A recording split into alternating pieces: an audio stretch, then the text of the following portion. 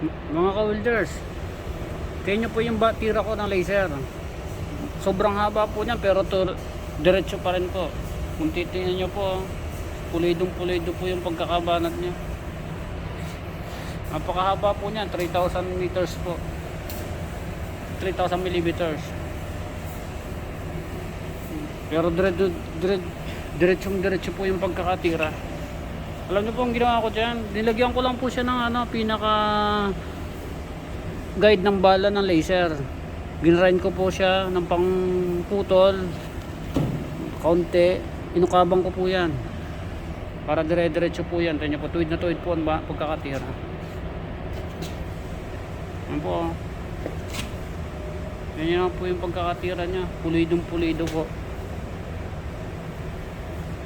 Pag hinawakan nyo, parang wala ka nang nakabaon po siya.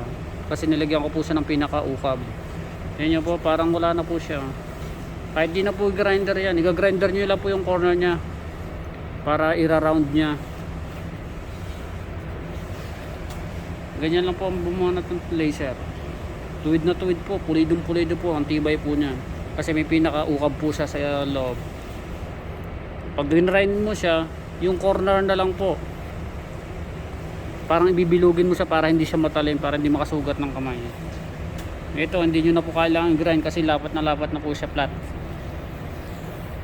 Matatakloban na po yan pag napinturahan. Banat, tingnan nyo po yung banat.